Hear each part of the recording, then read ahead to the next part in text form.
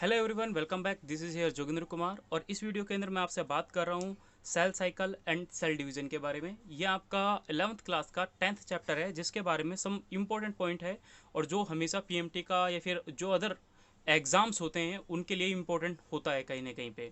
जैसे यूपीएससी का आप एग्ज़ाम देख लो, उसमें भी इसके बारे में क्वेश्चन आपसे मिलता है। तो introduction the phase of cell cycle, the interphase.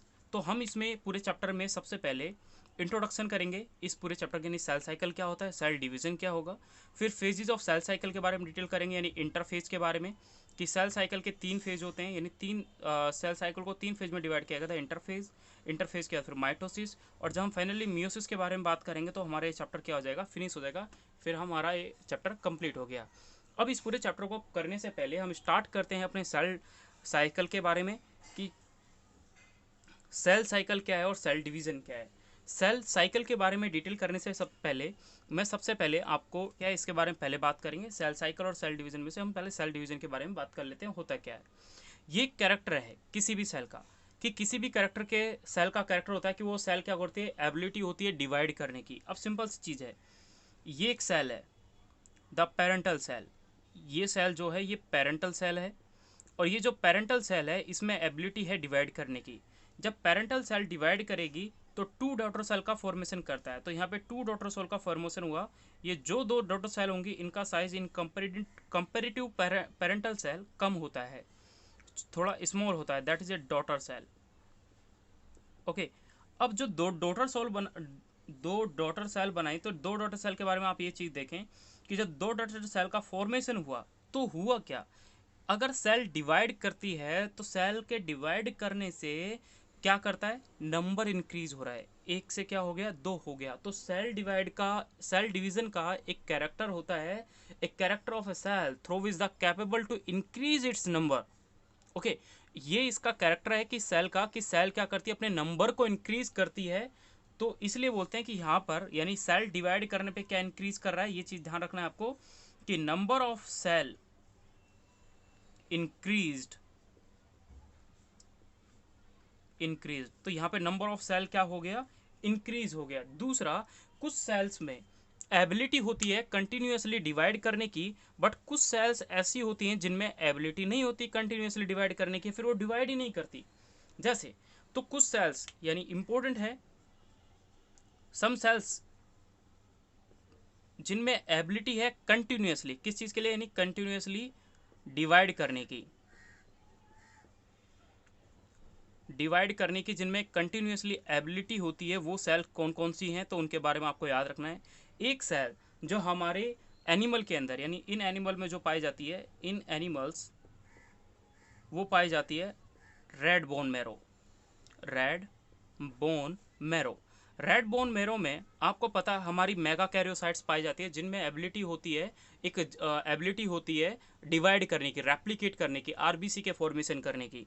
उसी टाइप से अगर प्लांट के अंदर यानी और भी चीज़ें होती हैं, जैसे रेड बोन मैरो हो गई, या फिर हमारे अंदर ह्यूमन के अंदर एक होती है जर्मिनल सेल, जो टेस्टिस और ओवेरियम में पाई जाती है, जर्मिनल सेल, ठीक है, या एपिथेलियल टिश्यू, एपिथेलियल टिश्यू, इनमें एबिलिटी होती है डिवाइड करने की। ओके। तो ये सारी की सारी एबिलिटी है किसमें, इन एनिमल्स में, कि एनिमल में कोई भी सेल जो होती है वो कंटिन्यूसली डिवाइड करती रहती है और न्यू सेल का फॉर्मेशन होता रहता है। ओके। जैसे हमारी बॉडी में कभी भी हल्की सी अगर इंजरी हो जाती है तो होता क्या है कि जो हमारी एपिथेलियल सेल है वो डिवाइड करती है, और उस जो जख्म होता है, जो जख्म होता है उस जख्म को क्या करता है, फिल कर देता है। जो कट लगता है उस कट को एपिथेलियल सेल डिवाइड करती है माइटोटिकली, तो वो उसको क्या कर देता है, फुलफिल कर देता है। कुछ सेल्स ऐसी भी होती हैं खासकर प्लांट्स में जो डिवाइड नहीं करती। तो मैं लिख रहा हूँ some cells not continuously to divide. Okay. ये पढ़ा हमने एनिमल्स के अंदर कि कुछ सेल्स जो होते हैं कंटिन्यूसली डिवाइड करती हैं, बट कुछ cells not not continuously divide. वो सेल कौन कौन सी होती हैं तो उसके बारे में देखते हैं। Basically found in plant. तो प्लांट्स के अंदर आपने देखा होगा कि सीव ट्यूब, पहली चीज सीव ट्यूब इलेमेंट जिनको बोलते हैं, सी ट्यूब इलेमेंट्स जो प्लांट्स में पाई जाती है। ह्यूमन के अंदर अगर बात करें, यानी ये प्लांट का कैरेक्टर है, इसको ध्यान रखना है कि सी ट्यूब एलिमेंट जो प्लांट्स के अंदर पाई जाती है, ये प्लांट का कैरेक्टर है, प्लांट्स में पाई जाती है। दूसरा क्यों होता है, क्योंकि एक्चुअली सी ट्यूब एलिमेंट्स के अंदर न्यूक्लियस नहीं पाया जाता, जिसकी वजह से वहाँ पे डीएनए और आरएनए का रेप्लिकेशन नहीं होता, तो सेल प्रॉपरली डिवाइड नहीं कर पाती। ये इसके पीछे रीजन होता है कि ये कंटिन्यूसली डिवाइड नहीं करती। बट अगर एनिमल के अंदर बात करें, यानी हमारे अंदर बात करें, फिर कोई अदर एनिमल्स के अंदर बात करें, तो होता क्या है कि हमारे अंदर भी सेल्स पाई जाती हैं कुछ जो डिवाइड नहीं करती, जैसे nerve cells and heart and heart cells. तो एनिमल में अगर आप बात की जाए तो एनिमल में आप याद रखें कि नर्व सेल्स और हार्ट सेल होती है, और अगर प्लांट्स के अंदर बात की जाए तो वो सी ट्यूब एलिमेंट होते हैं जो कंटिन्यूसली डिवाइड नहीं करते। ये अभी तक हमने बात करी डिवीजन के बारे में कि सेल जो होते हैं वो कंटिन्यूसली डिवाइड करती है, तो डिवाइड करने से सेल का नंबर इंक्रीज होता है, और नंबर इंक्रीज करता है तो कुछ सेल्स प्लांट के अंदर और एनिमल के अंदर ऐसी है जो कंटिन्यूसली डिवाइड नहीं करती, और कुछ सेल ऐसी हैं जो कंटिन्यूसली डिवाइड करती हैं। तो वो दो टाइप की आपने सेल पढ़ी। ओके, तो ये हमने अभी डिटेल किया जस्ट सेल डिवीजन के बारे में। अब जस्ट हम डिटेल कर रहे हैं सेल साइकिल के बारे में कि सेल साइकिल के बारे में होता क्या है। सेल साइकिल एक्चुअली एक इवेंट होता है, यानी ये वो इवेंट होता है जिसके अंदर हमारी जितनी भी सेल्स होती हैं वो कंटिन्यूसली डिवाइड करती हैं, जिसमें increase in number. Actually cell के अंदर, सेल साइकिल के अंदर क्या होता है, तो हम इसके अंदर देख लेते हैं। ये actually this is the step of event, यानी इसकी डेफिनेशन लिखी जाए तो step of events in which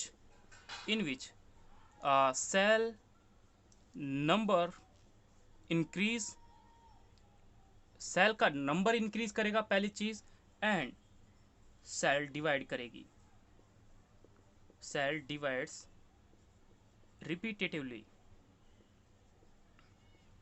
continuously cell divide करती है सेल साइकिल के अंदर। तो मैंने क्या बोला, सेल डिवीजन में तो नंबर इंक्रीज होता है, नंबर इंक्रीज करेगा, सेल नंबर इंक्रीज हो रहा है, यानी सेल डिवाइड कर रहे हैं। तो यहाँ पे मैंने दो वर्ड लिखे, that's a cell number increase करना। इसका मतलब भी यही होता है कि सेल अगर डिवाइड करेगी तो उसका नंबर इंक्रीज होगा। यानी सेल साइकिल के अंदर कोई भी एक सिंगल सेल है, पहली एक सिंगल सेल है पेरेंटल सेल, ये दो उसमें डिवाइड करती है, दो स्मॉल पार्ट्स में ऐसे डिवाइड कर जाएगी। अब ये दो स्मॉल जो डॉटर सेल बनी, ये डॉटर सेल क्या करेंगी, इस प्रॉपर पेरेंटल सेल जैसा साइज गेन करेंगी। जब इस पेरेंटल सेल जैसा साइज गेन कर लेंगी तो फिर ये भी डिवाइड करेगी। ओके, तो ये कंटिन्यूसली यानी कि रिपीटेडली इवेंट चलता रहता है जो सेल साइकिल के अंडर में रहता है। ओके, अब इसमें होता क्या है, सेल साइकिल के अंदर जो नंबर ऑफ सेल साइकिल का ड्यूरेशन होता है वो सेल से सेल वेरी करता है। ओके, तो जो ड्यूरेशन है, duration of cell cycle variable, ये फिक्स नहीं होता। वेरिएबल मतलब क्या, जैसे क्या कि अगर मैंने ह्यूमन के लिवर सेल की बात करी, ह्यूमन तो ह्यूमन का लिवर सेल जो होता है ये हर बार इसमें एक साइकिल, जो सेल साइकिल कंप्लीट होता है वो होता है 24 आवर में, हर 24 घंटे में एक लिवर सेल अपना लाइफ साइकिल जो होता है, यानी सेल साइकिल होता है, लाइफ साइकिल नहीं, सेल साइकिल जो होता है उसको कंप्लीट कर लेती है। दूसरा एक एग्जांपल है जो एनसीईआरटी में दे रखा है, जैसे ईस्ट सेल। तो जो ईस्ट है वो भी अपना जो कंप्लीट सेल डिवीजन है वो कंप्लीट कर लेता है 90 मिनट में। एक थर्ड एग्जांपल और है बैक्टीरिया। बैक्टीरिया की सेल कभी भी, बैक्टीरियल जो सेल होती है वो डिवाइड करती है हर 20 मिनट में। क्यों, क्योंकि बैक्टीरिया में तो एसेक्सुअल रिप्रोडक्शन पाया था, और एसेक्सुअल रिप्रोडक्शन यानी बाइनरी टाइप का होता है। तो इनमें बैक्टीरिया में एसेक्सुअल रिप्रोडक्शन बाइनरी टाइप का पाया जाता है, इसलिए सिंगल जो सेल है, ये सिंगल सेल है, ये डिवाइड करेगी इंटू 2, फिर एक प्रॉपर साइज गेन कर लेंगे, यानी ये जो प्रॉपर इसी के जैसा साइज गेन कर लेंगे। जब इसका जैसा साइज ये गेन कर लेंगे प्रॉपर, तो ये ऐसा ओरिजिनल साइज में आ गया, फिर दोबारा से ये डिवाइड करेंगे। तो बैक्टीरिया में एक बाइनरी फ्यूजन कंटिन्यूस चलता है, जिसकी वजह से सेल दो टुकड़ों में डिवाइड हो के और सेल का फॉर्मेशन करती है, यानी एक से ही दो का फॉर्मेशन होता है, फिर दो से चार का फॉर्मेशन होगा। उस टाइप से ये इवेंट कंटिन्यूसली चलता रहता है। तो बैक्टीरिया हर 20 मिनट में डिवाइड करके न्यू प्रोजेनी का फॉर्मेशन करते हैं। इस सेल में हर 90 मिनट में उसकी सेल डिवाइड करती है। ह्यूमन बीइंग के अंदर जो लिवर सेल होती है वो हर 24 घंटे में सेल क्या होती है, डिवाइड करती है। तो ये था हमारे सेल साइकिल के बारे में और सेल डिवीजन के बारे में। जस्ट इसके बाद हम डिटेल करते हैं अपने जो सेल साइकिल के अंदर डिफरेंट इवेंट्स होते हैं। एक्चुअली होता क्या है, सेल साइकिल को पढ़ने के लिए रीज़न क्या है, इसके अंदर डिफरेंट टाइप के साइकिल्स इन्वॉल्व होते हैं, डिफरेंट टाइप के जो फेज इन्वॉल्व होते हैं, वो फेज़ों को समझने के लिए सेल साइकिल ही इंपॉर्टेंट होता है। एक्चुअली होता क्या है इनमें, यहाँ पे होता है कि सेल साइकिल जितना होता है वो कि जितने भी लिविंग ऑर्गेनिज्म होते हैं उनके अंदर, जैसे समझे कि ये कोई सिंगल सेल है, इस सेल के अंदर आपको पता है कि डीएनए भी पाया जाएगा, आरएनए भी पाया जाएगा। एक्चुअली डीएनए से ही आरएनए बनेगा फाइनली। तो डीएनए से जब आरएनए बनेगा, ये डबल स्टैंडर्ड मैंने डीएनए बनाया, और इसके अंदर क्या है, साइटोप्लाज्म भी होगा। तो हम ये बोलते हैं कि कोई भी सेल जो होती है, सबसे पहले अगर उसको डिवाइड करना है तो उसके अंदर का जो डीएनए है, पहले वो डीएनए डिवाइड करेगा, यानी फर्स्ट होता है कैरियोकाइनेसिस, कैरियोकाइनेसिस।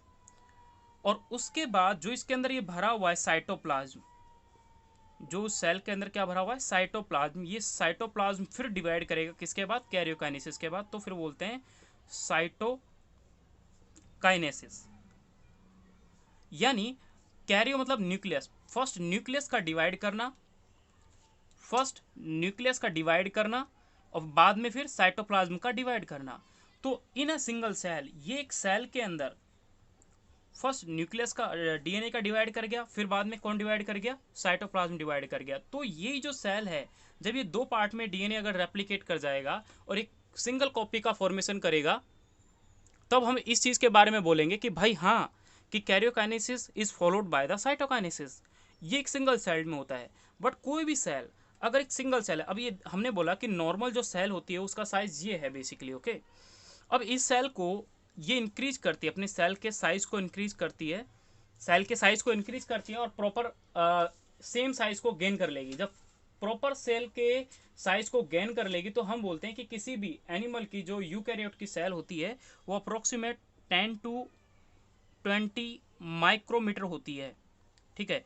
तो ये जो सेल है हमारी 10 टू माइक्रोमीटर, तो ये जब सेल डिवाइड करेगी तो हाफ हाफ बेसिकली डिवाइड करे। तो ये जरूरी नहीं है कि साइड, देखो न्यूक्लियस हमेशा जब भी डिवाइड करता है तो वो 2 इक्वल पार्ट्स में डिवाइड करेगा। बट साइटोप्लाज्म जब किसी सेल के अंदर ट्रांसफर हो रहा होता है तो वो जरूरी नहीं है कि साइटोप्लाज्म एक पूरी सेल के अंदर पूरा जाए, कम जाए या ज़्यादा जाए। ये डिपेंड करता है उस सेल को कि वो कितना इंटेक करती है। यानी क्या कि जब ये सेल डिवाइड करेगी, सपोज करो ये कोई सेल है, जब ये सेल डिवाइड करे तो इसका न्यूक्लियस दो टुकड़ों में टूट गया, ये टूट गया। जब ये सेल डिवाइड करेगी तो क्या पता ये सेल इतना स्पेस लेकर चली जाए। तो इसमें देखो यहाँ पर जो साइटोप्लाज्म है वो ज़्यादा है और यहाँ पर जो साइटोप्लाज्म है वो कम है। अब ये सेल जब डिवाइड कर जाएगी तो ये सेल कुछ इस टाइप से बनेगी। तो इसके अंदर साइटोप्लाज्म तो ज़्यादा है, लेकिन जो दूसरी सेल यहाँ से निकल के गई उसके अंदर जो साइटोप्लाज्म है वो क्या है, कम है। तो ये साइटोप्लाज्म जो है इसका अमाउंट जो होता है वो वेरी करता है, बट कैरियोकाइनेसिस जो होता है वो प्रॉपरली इक्वल होता है। बट साइटोकाइनेसिस इक्वल नहीं हो सकता, हो भी सकता है नहीं भी हो सकता, इस चीज़ को आप ध्यान रखें।